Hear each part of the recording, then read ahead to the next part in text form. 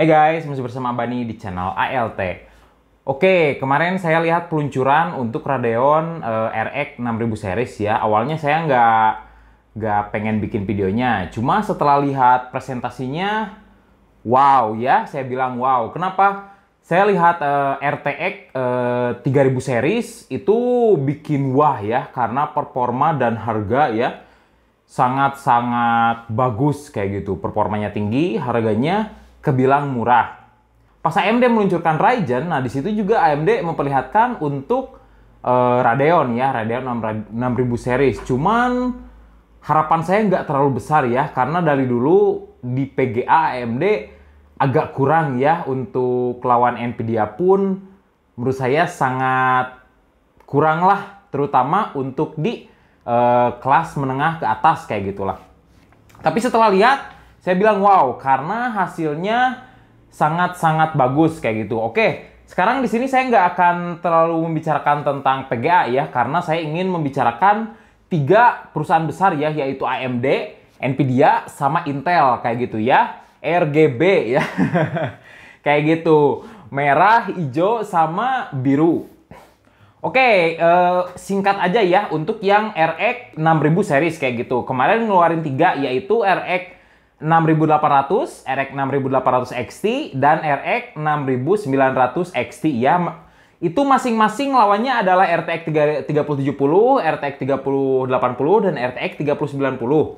Nah, untuk yang RX 5600, kemarin dia dilawaninnya sama RTX 2080 Ti. Karena untuk yang RTX 3070 dia belum keluar ya pas waktu itu. Oke. Singkat aja, untuk speknya kalian bisa lihat sendiri aja ya. Nah, untuk hasilnya sendiri, untuk RX 6800, nah di situ sebenarnya head to headnya sama RTX 3070. Seperti saya bilang, di sini hanya diperlihatkan dengan RTX 2080 Ti. Cuma pas dilihat hasilnya itu cukup jauh ya dengan RTX 2080 Ti kayak gitu. Secara teori RTX 2080 Ti itu performanya sama ya, sama RTX 3070. Di situ kalian bisa lihat ya perbedaannya. Dan untuk harga di sini lebih mahal dari RTX 3070, yaitu $579 ya. Sedangkan untuk yang 3070 $499. Untuk harga rupiahnya jujur saya bingung ya, soalnya kalau masukin ke harga sini nggak nyampe segitu ya, cuman biasanya suka ada pajak dan lain-lain. Jadi untuk harga saya biarin aja di harga dolar ya, biar gampang kayak gitu. Nah, untuk yang RX 6800 XT dia lawannya dengan RTX 3080. Nah, untuk di sini harganya agak lebih murah ya, berbeda dengan tadi, yaitu $649 dan $699 ya untuk RTX 3080. Namun di sini performanya tetap bisa dibilang sama ya, walaupun agak sebanding lah kayak gitu. Cuman harganya untuk RX 5600 XT lebih murah kayak gitu. Dan lagi ada satu lagi, yaitu Rage Mode. Jadi intinya Rage Mode itu bila kalian pakai RX 6000 series dan pakai CPU Ryzen yang 5000 series yang terbaru ya kayak gitu, dia akan menambah performa ya kayak gitu. Jadi lebih dimaksimalkan untuk performanya. Nah, yang terakhir adalah RX 6900 XT ya. Lawannya adalah RTX 3090. Nah, untuk RX 6900 XT ini dia harganya jauh lebih murah ya. Jauh lebih murah, yaitu $999 dan $1499 untuk yang RTX 3090. Di sini sebenarnya agak beda kelas ya untuk yang RTX 3090 dan RX 6900 XT. Cuman karena pas diperlihatkan untuk game ya, di situ kurang lebih bisa sama, walaupun agak berbeda dikit ya untuk RX 6900 XT. Cuman saya rasa sangat bagus ya, karena harganya pun udah beda $500. Untuk sekarang yang saya lihat ya, untuk Radeon ketimbang Nvidia, yang aneh adalah watt ya, adalah konsumsi dari listrik itu sendiri, karena mereka bisa lebih rendah daripada Nvidia dengan performa yang bisa dibilang sama. Oke, untuk masalah ini saya nggak akan jelaskan lebih detail ya, tapi intinya saya nggak menyangka bahwa Radeon bisa membuat produk yang eh, bagus ya, bisa dibilang bagus kayak gitu. Soalnya untuk yang seri sebelumnya mau lawan RTX 2080 Ti pun udah kewalahan kayak gitu. Bahkan nggak ada untuk PGA-nya yang bisa ngelawan RTX 2080 Ti.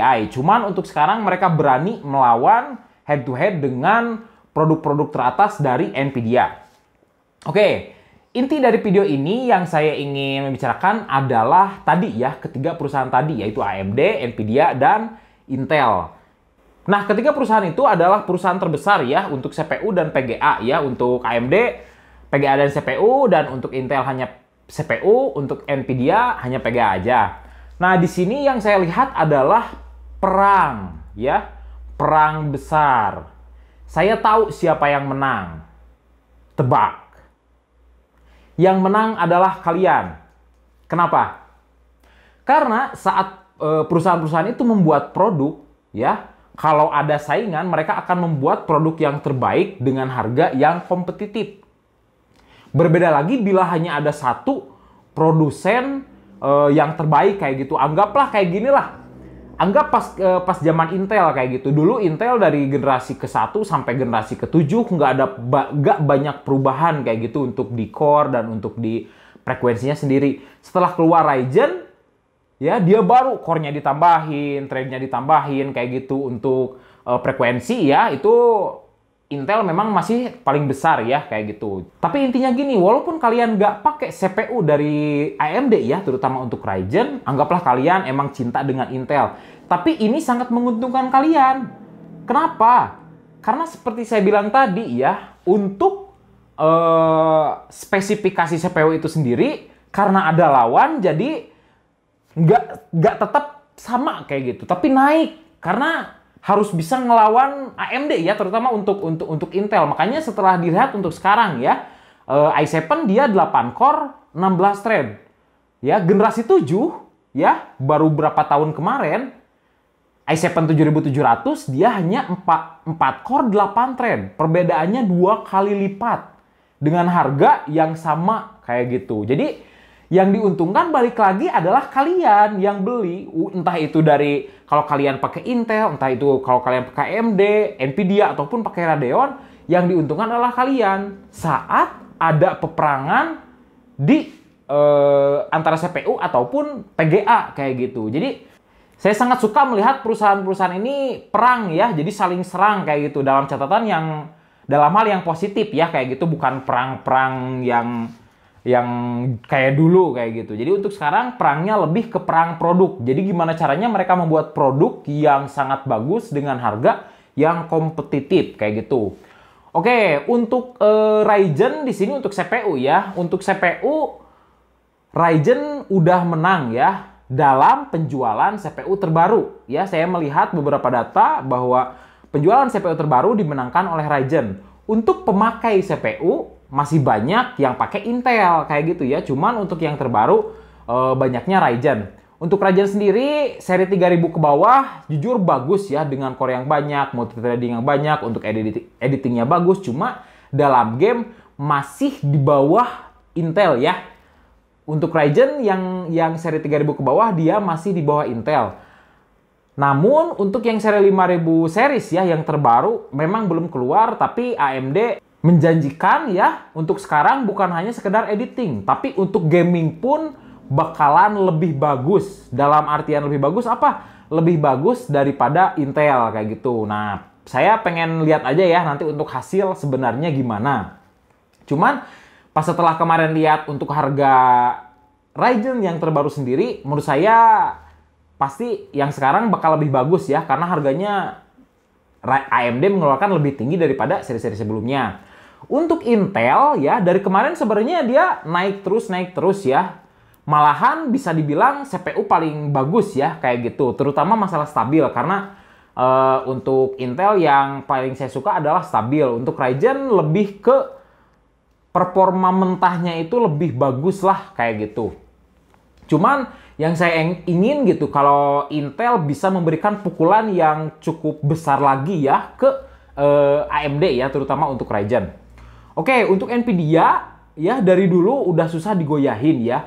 Walaupun tadi saya bilang masalah RX 6000 series, cuman yang saya rasa AMD butuh waktu lagi untuk memang bisa mengambil pasar dari Nvidia. Berbeda dengan CPU ya. Ryzen udah pasti lebih bagus, tapi untuk PGA, dunia PGA kayak gitu, untuk menjatuhkan Nvidia lebih sulit kayak gitu. Cuman bukan hal mustahil juga. Saya sangat suka ya bila ada yang seperti ini, karena mereka akan membuat produk-produk yang memang sangat-sangat kompetitif kayak gitu. Jadi inti dari video ini adalah masalah tadi ya, masalah perang produk itu sendiri. Yang paling diuntungkan di sini adalah kalian ya. Jadi untuk sekarang produknya lebih bagus, bisa lebih murah juga ya. Kayak gitu, entah mau dari Intel, mau dari AMD, dan mau dari Nvidia. Tapi pemenang aslinya siapa? Untuk CPU jujur, dalam hal penjualan dimenangkan oleh Ryzen. Dalam hal performa ya, kalau dengan Ryzen 3000 series ke bawah kayak gitu ya, nggak dihitung sama 5000 series, Intel menurut saya ya, yang saya lihat masih lebih bagus. Dan lagi untuk Intel sekarang malahan jadi terbalik ya. Intel malah terbalik. Terbaliknya gimana? Dulu biasanya untuk CPU budget pasti AMD kayak gitu. Cuman untuk sekarang yang saya lihat pindah tangan ya untuk CPU budget.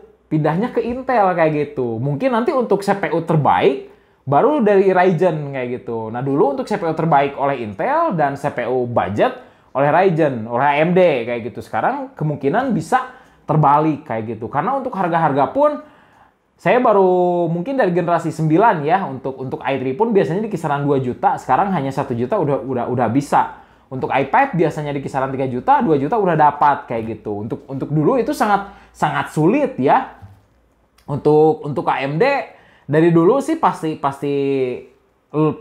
lebih murah ya. Kalau Intel ngeluarin 1 juta, AMD pasti nggak mungkin di atas itu, tapi di bawah. Karena ya orang-orang kalau mau pakai yang AMD berarti ngambilnya pasti yang murah. Untuk sekarang beda cerita lagi. Kalau kamu pengen yang kelas atas, anggaplah yang paling bagus kayak gitu, sekarang kebanyakan lebih milih untuk AMD. Kebanyakan ya, nggak semua kayak gitu. Untuk Intel sebenarnya secara produk itu sangat bagus. Cuma dalam masalah hype ya, masalah keinginan konsumen itu agak berkurang. Makanya untuk Intel di 5 tahun terakhir ya, untuk sahamnya sendiri dia naik 42%.